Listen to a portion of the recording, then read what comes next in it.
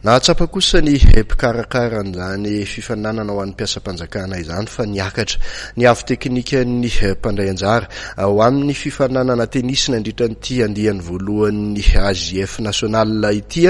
Ao anatin'izany lawn tenisy zany dia maro ireo mpiasam-panjakana mandray anjara, na dia efa hita hoe nahazo azo taona dia mametraka hatrany hoe mahay sy mahafehy an'izany taranja tenisy izany ireto mpiasam-panjakana ireto.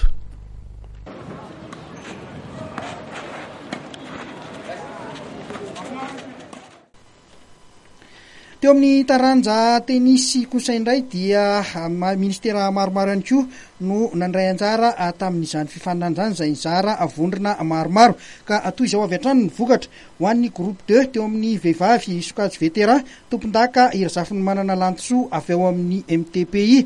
Ho an'ny groupe 2 kosa ho an'ny sokajy vehivavy izay ihany jeune io dia tompon-daka Iraoelina Sophie Alice avy ao amin'ny ministeran'ny fahasalamana avy any Atsinanana. Laharana faharoa kosa Ramavarosoa Ampinitsoa avy ao amin'ny DGT.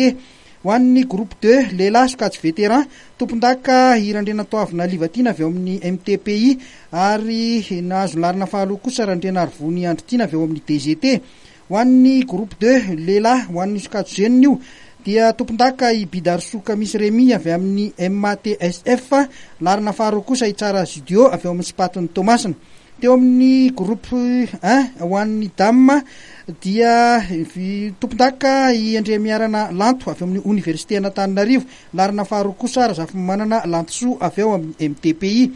Groupe 1 ihany ho an'ny lehilahy veteran dia tompon-daka Irakoto Suzanne Baptiste avy ao amin'ny Université Antananarivo, Razafin-Trakoto Alain Patrick avy ao amin'ny MDN kosa ny laharana faharoa.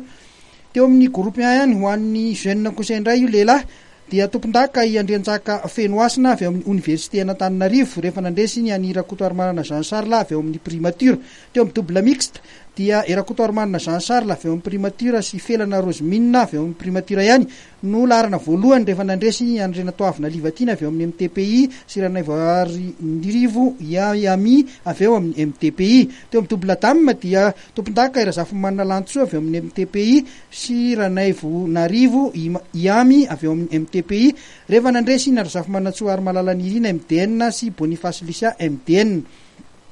Teo amin'ny double homme kosa indray dia tompon-daka i Jostera Rolando avy ao amin'ny MDN sy Razafin-Trakoto Alain Patrick avy ao amin'ny MDN ihany, rehefa nandresy any Irakoto Armarina Jean Charles avy ao amin'ny primature sy Rajobelona Niaina Augustin avy ao amin'ny primature.